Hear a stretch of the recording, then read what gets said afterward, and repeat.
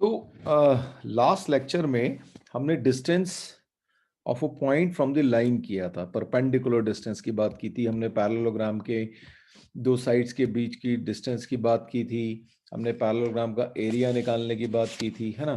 तो अब आप देखते हैं कि अगर आपके पास एक राइट आइसोसेलेस ट्रायंगल है तो एरिया अगर उसका निकालना हो in terms of perpendicular from vertex, तो हम क्या करना चाहिए। तो अगर आप एक राइट एंगल्ड ट्राइंगल बना लेते हैं हम,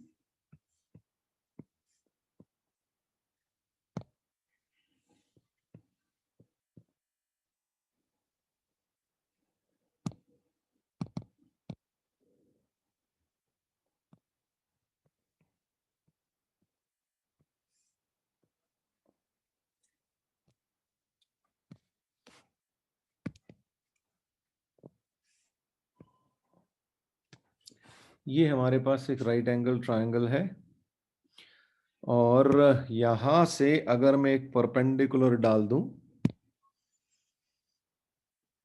वर्टेक्स से,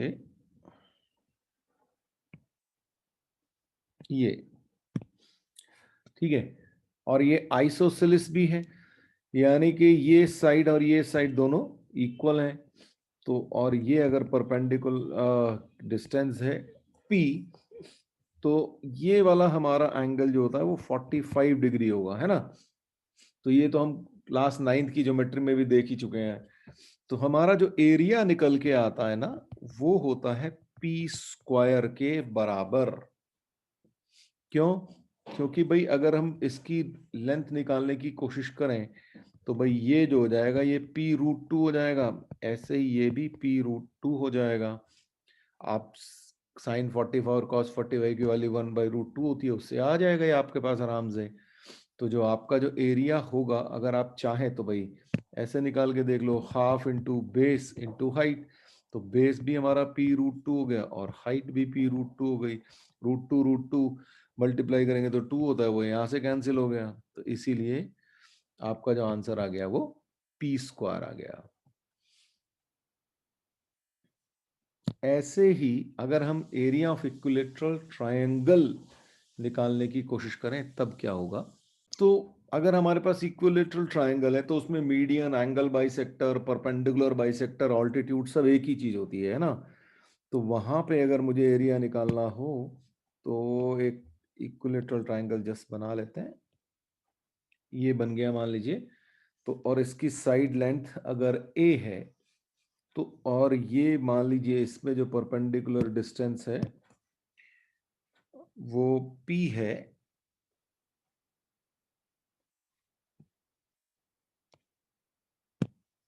और ये चलिए इसको h लिख देते हैं, आपकी बार p तो उधर हो गया। तो ये h है, तो हमारे पास एरिया क्या हो जाएगा, area of this equilateral triangle will be h square over √3। ठीक है, ये वैल्यूज आप निकाल सकते हैं भाई। ये एंगल आपके पास 60 डिग्री है तो आप h निकाल सकते हो, है ना। h अपॉन a क्या हो जाएगा हमारा, अगर आप वैसे निकालने की कोशिश करो तो चलो एक बार देख लो। h ओवर a हो जाएगा हमारा साइन 60, है ना। तो a कितना हो गया हमारा, h ओवर साइन 60, तो साइन 60 होता है हमारा √3/2, तो h ओवर √3 और ये 2 आ गया, ये आ गया। अब एरिया ऑफ इक्विलेटरल ट्रायंगल होता है √3/4 इंटू a स्क्वायर, तो √3/4 इंटू 4h स्क्वायर ओवर 3। ये हमारे पास सिचुएशन आ जाएगी। 4 से 4 कैंसिल हो गया, √3 से ये 3 कैंसिल हुआ, तो ये आ गया आपके पास h स्क्वायर ओवर √3। अब ये क्वेश्चन है आपके पास, find the area of an equilateral triangle whose one vertex is 7,0 and one side lies along line y equal to x। तो ये है आपके सामने, अब सोचिए कैसे करेंगे आप। तो ये मैंने कोऑर्डिनेट एक्सेस बना दिए, यहाँ पे line y is equal to x बना देते हैं, ये बन गई लेट्स से। अब और ये 7,0 लेट्स से यहाँ पे है आपका, कहीं 7,0 यहाँ पे है। तो अब हमें ये इक्विलेटरल ट्रायंगल जो बनने वाला है उसका एरिया हमें निकालना है। तो इक्विलेटरल ट्रायंगल बनाने के लिए मान लीजिए हम इसकी बाकी की जो साइड्स हैं वो बना देते हैं।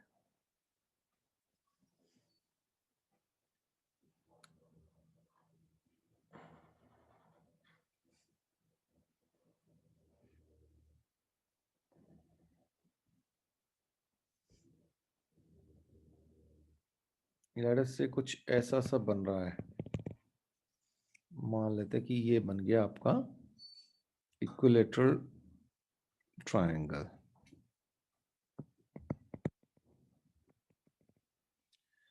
अब हमें ये पता है कि ये जो लाइन है y is equal to x, इसके अलोंग अपना एक साइड लाइन कर रही है, वो तो दिख ही रही है फिर हमें।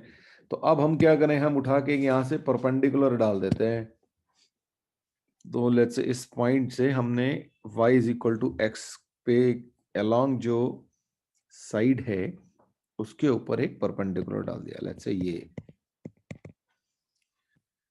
ठीक है, लेट्स से ये हमने परपेंडिकुलर डाल दिया। तो इसमें जो h है वो हम कैलकुलेट कर सकते हैं। तो अब आप देखो, हमें line y is equal to x से इस पॉइंट 7,0 की डिस्टेंस हमें कैलकुलेट करनी है। तो लाइन एक्चुअली को हम कैसे लिख सकते हैं, x minus y equal to 0 और पॉइंट हो गया हमारा 7,0। तो इस पॉइंट से इस लाइन की डिस्टेंस जिसको कि हम h बोल रहे हैं वो क्या होगी, मॉड ऑफ 7 माइनस एक्स की जगह 7, y की जगह 0 divided by 1 square plus 1 square, ये हमारे पास आ गई।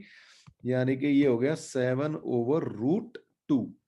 और अभी अभी हमने देखा था कि एरिया ऑफ इक्विलेटरल ट्रायंगल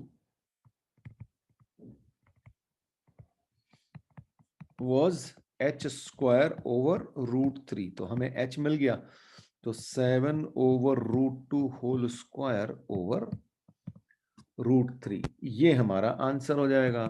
तो ये हो गया 49 और 2√2 का स्क्वायर 2, तो रूट साथ में √3 मल्टीप्लाई होगा। तो ये आपका एरिया आ गया इक्विलेटरल ट्रायंगल का। आई एम श्योर ये क्लियर हो गया होगा आप लोगों को।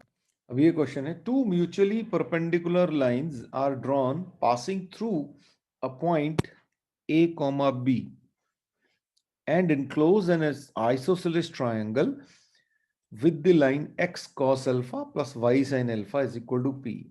Then find the area of this triangle. चलिए जी करिए इसको एक बार। तो हमें दिया है कि कोई दो म्यूचुअली परपेंडिकुलर लाइंस हैं, तो बना लेते हैं भाई कोई भी दो mutually perpendicular lines. Let's say एक ये लाइन हो गई और एक ये लाइन हो गई।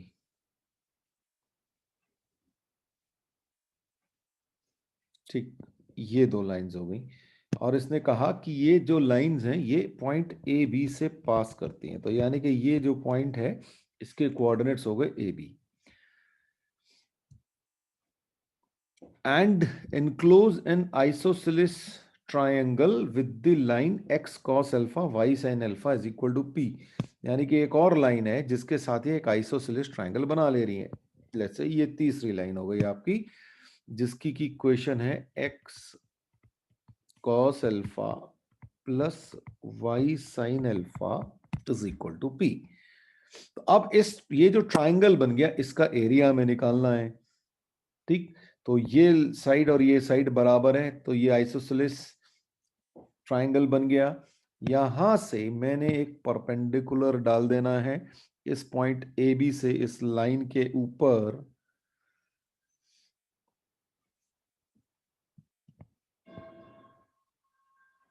तो इस लाइन के ऊपर ये डाल दिया मैंने परपेंडिकुलर। इसकी लेंथ लेट्स से h है, तो इस h को हम निकाल सकते हैं, है ना, डिस्टेंस फॉर्मूला से हम इसको निकाल सकते हैं। तो हमारे पास h परपेंडिकुलर डिस्टेंस हमारी क्या आ जाएगी, परपेंडिकुलर डिस्टेंस आ जाएगी x की पे a और b से पास हो रही है तो x की जगह a यानी कि a cos alpha plus y की जगह b sin अल्फा और ये minus p divided by root of x का कोफिशिएंट उसका स्क्वायर यानी कि cos स्क्वायर अल्फा और y का कोफिशिएंट उसका स्क्वायर, ये निकल आया हमारा। और ये आपको पता है ये 1 होता है, यानी कि h हमें मिल गया mod of a cos alpha plus b sin alpha minus p। और एरिया क्या होता है, area of isosceles triangle, area of isosceles triangle होता है हमारा h स्क्वायर, ये हमने अभी थोड़ी देर पहले प्रूव किया था। तो यानी कि इसका स्क्वायर तो a cos alpha plus b sin alpha minus p whole square, क्योंकि मॉड है स्क्वायर करते ही मॉड का इंपैक्ट खत्म। तो ये आपका आंसर।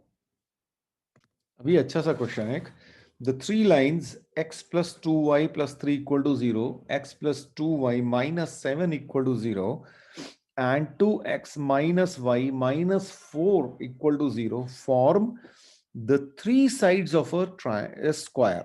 यानी कि ये तीनों लाइन जो एक स्क्वायर की तीन साइड्स को बना रही हैं। You have to find the equation of the fourth side. तो तीन साइड की इक्वेशन आपके पास है स्क्वायर की, चौथी साइड की इक्वेशन आपको निकालनी है। जरा सा सोचो, फिगर बनाने की कोशिश करो। कोऑर्डिनेट में अगर आपकी फिगर बन गई तो आपका काम बिल्कुल आसान। तो करिए जरा सा एक बार। चलिए जी, अब जरा देखें, तीन लाइंस हैं। अच्छा, इसमें से पहले तो आप ये देखो भाई, अगर स्क्वायर की साइड्स बन के आ रही हैं तो एटलीस्ट दो लाइन तो पैरेलल होंगी। तो कौन कौन सी पैरेलल है, ये लाइन और ये लाइन आपके पैरेलल लाइंस है। मान लेते हैं कि इसको मैं बोल देता हूं कि ये लाइन और ये लाइन हमारी L1 और L2 है।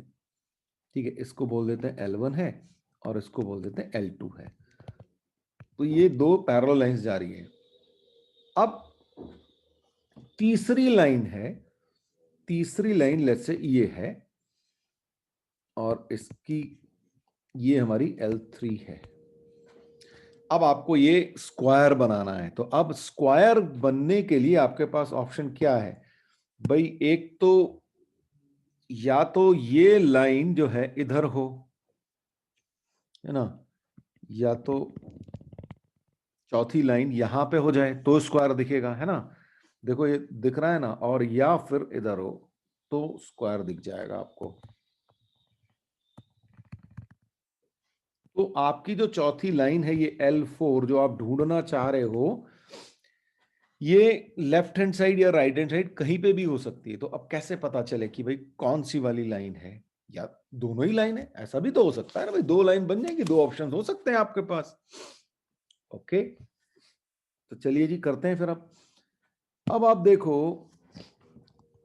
हम स्क्वायर की खास बात क्या होती है, साइड्स की लेंथ जो है बराबर होती है। यानी कि अगर मैं L1 और L2 के बीच की डिस्टेंस निकाल लूं, ये जो डिस्टेंस है अगर मैं निकाल लूं तो मैं इन दोनों के बीच की लेंथ भी मिल जाएगी मुझे, उसको मैं यूज कर लूंगा। तो मान लेते हैं कि थोड़ी देर के लिए let the equation of L4 is, क्या होगी भाई, जो L3 है इसके पैरेलल लाइन की इक्वेशन हम कैसे लिख सकते हैं, 2x minus y plus lambda equal to 0। ठीक, तो L4 की इक्वेशन हमने ये लिख ली। तो अब अगर लैम्डा की वैल्यू निकाल पाए तो हमारा काम आसान हो जाएगा। तो डिस्टेंस अब हमें करना क्या है, distance between L1 and L2 is equal to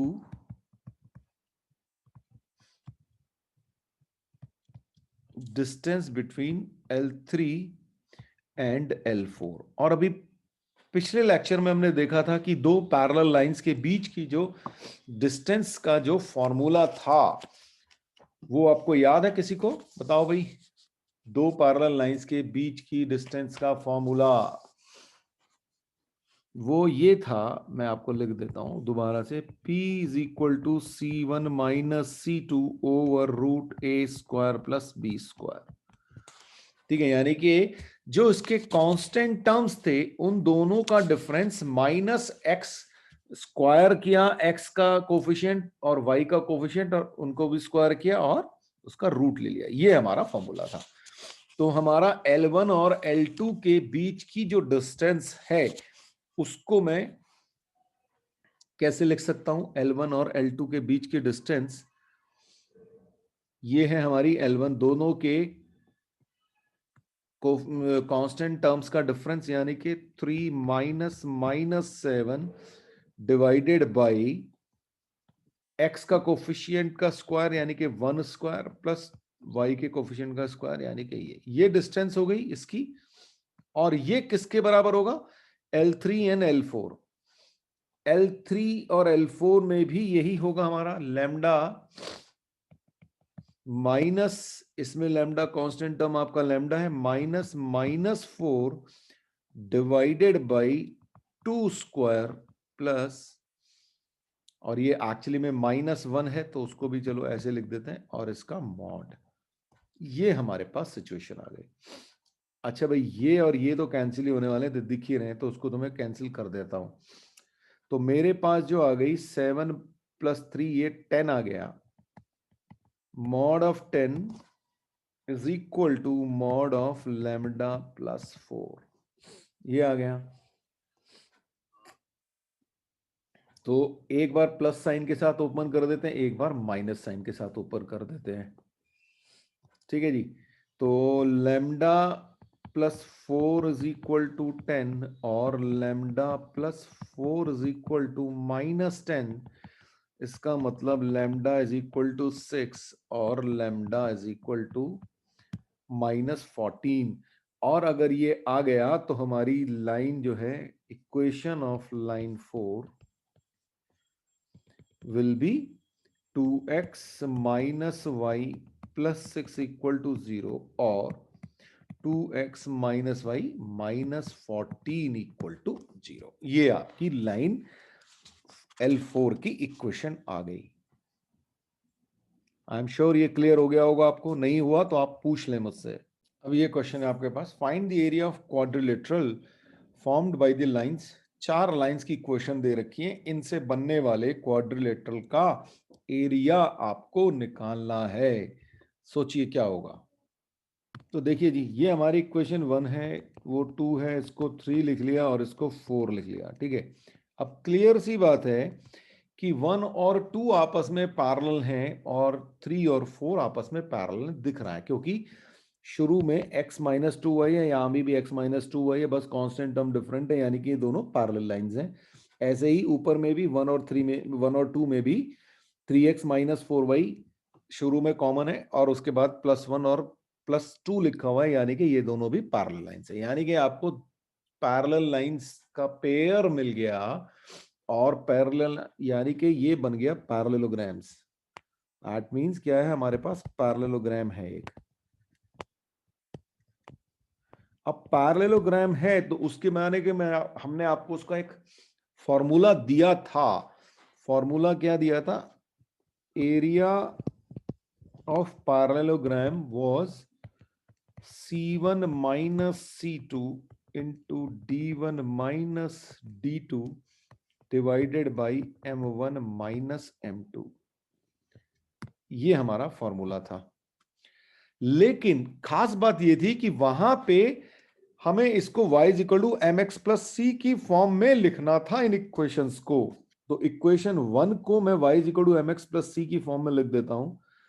तो equation 1 will become y is equal to 3/4x और +1/4।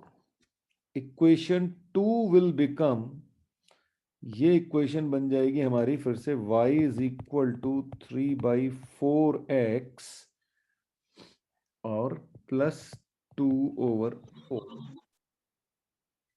ऐसे ही इक्वेशन नंबर 3 बन जाएगी हमारी y is equal to half x plus 3/2, और ये वाली इक्वेशन बन जाएगी equation number 4, y is equal to half x plus 7/2।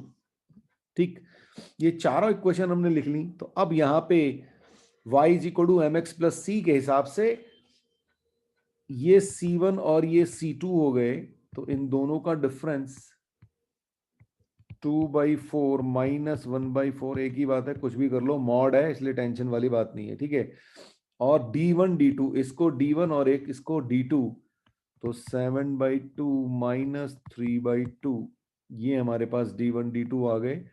और M1 माइनस M2 यानी कि 3/4 माइनस 1/2, ये हमारे पास आ गया। इसको हम सॉल्व कर लेते हैं।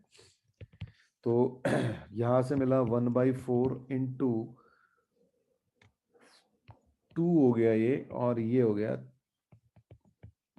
1/4 इसका मॉड, तो यानी कि आंसर आ गया आपका 2 स्क्वायर यूनिट, बेसिकली हम लिख लेंगे 2 स्क्वायर यूनिट्स। बस यही ध्यान रखना था यहाँ पे कि आपको y is equal to M X plus C की फॉर्म में आपको इक्वेशंस को लिखना था। फॉर्मूला मैंने आपको ऑलरेडी लिखाई दिया था, लेकिन ये सब चीजें आपको याद होनी चाहिए। अगर आपको याद नहीं है तो एग्जाम में आप क्वेश्चन नहीं कर पाएंगे बिना फार्मूला के। तो अब ये आपके सामने क्वेश्चन है, find the area of the quadrilateral formed by the lines. 4 line की क्वेश्चन दे रखी हैं, ये आप एज अ होमवर्क करेंगे और इसका आंसर निकालेंगे। आंसर मैं आपको बता देता हूं, इसका जो आंसर आएगा वो आएगा 4 स्क्वायर यूनिट्स। तो इसको करिएगा आप लोग।